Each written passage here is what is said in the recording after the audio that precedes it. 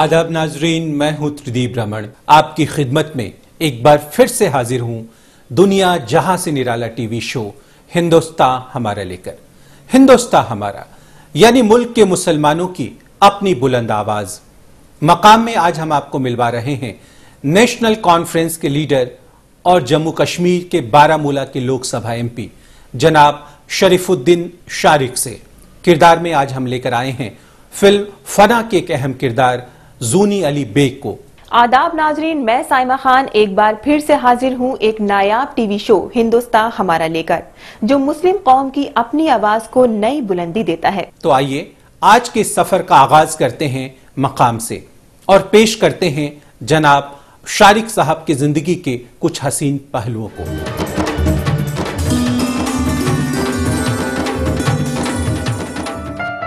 आज हम मकाम में जनाब शरीफुद्दीन शारिक की बात कर रहे हैं। उस शरीफुद्दीन शारिक की बात कर रहे हैं जिनका नाम मुल्क में एक पॉलिटिशियन के तौर पर लिया जाता है। नेशनल कॉन्फ्रेंस पार्टी में अपनी एक अलग पहचान रखने वाले शारिक साहब जम्मू कश्मीर के बारामूला कॉन्स्टिट्यूएंसी से मेंबर ऑफ पार्लियामेंट हैं। शारिक साहब की पैदाइश जम्मू कश्मीर के एक कस्बे में हुई थी। जम्मू कश्मीर की आबो हवा में ही उन्होंने अपनी शुरुआती तालीम भी हासिल की। मेरी पैदाइश 1935 में हंदवारा के कस्बे में हुई है। हंदवारा एक मशहूर कस्बा है कश्मीर वादी में। इस वक्त वो डिस्ट्रिक्ट कुपवारा है, पहले डिस्ट्रिक्ट बारामूला हुआ करता था। वहाँ मेरी पैदाइश हुई है और इब्तिदाई तालीम भी वहाँ हुई। बुनियादी तालीम मेरी जो है प्राइमरी से लेकर मिडिल से लेकर हाई स्कूल तक वहाँ हुई।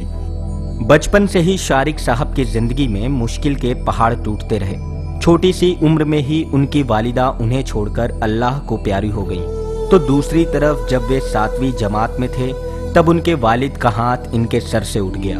बचपन में मैंने 7वीं जमात में मेरे वालिद साहब का इंतकाल हुआ और मेरी वालिदा उससे बहुत पहले गुजरी है, उनका मुझे कोई ध्यान नहीं है।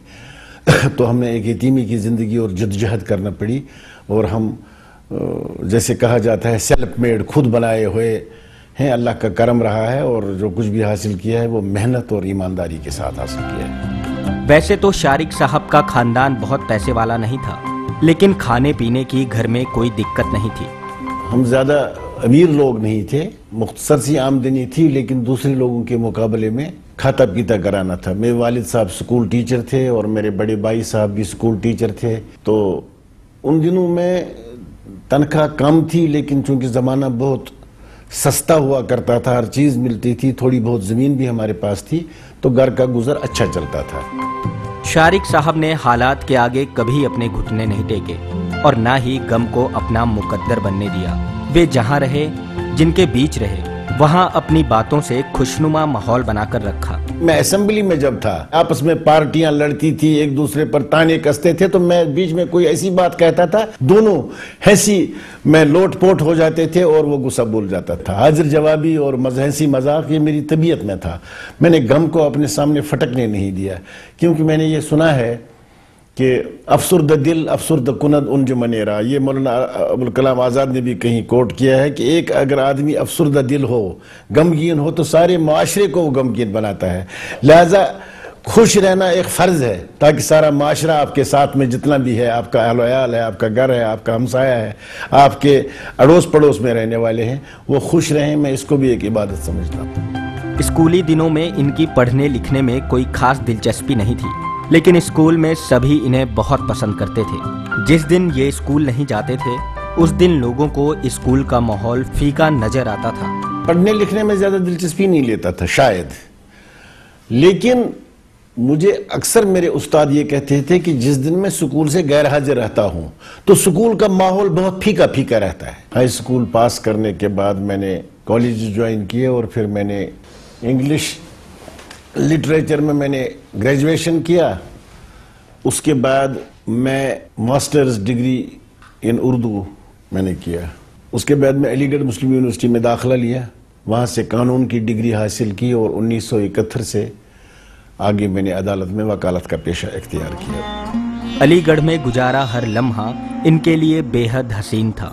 वहाँ की आबो हवा, तालीम और तरबियत आज भी इन्हें हर राह में मदद करती है। अलीगढ़ के हर लम्हा, हर वक्त یاد رہنے کے قابل تھا. ان کی وہ راتیں بھی خوبصورت ہوتی تھی, وہ شامیں بھی خوبصورت ہوتی تھی, اور کبھی مشاعرے ہوتے تھے, کبھی ادبی محفلیں ہوتی تھیں, کبھی کھیل کود کی محفلیں ہوتی تھیں, کبھی وی آئی پیز باہر کے آ کر کے وہاں لیکچر دیتے تھے. تو مجھے ایک یاد ہے, ہمارے ہاں کی ایک لڑکی, بارہمولہ کی ایک لڑکی وہ پڑھتی تھی, خواجہ عنایت اللہ ککرو صاحب کی بیٹی ہوا کرتی تھی. تو وہ لڑکی بہت خوبصورت تھی.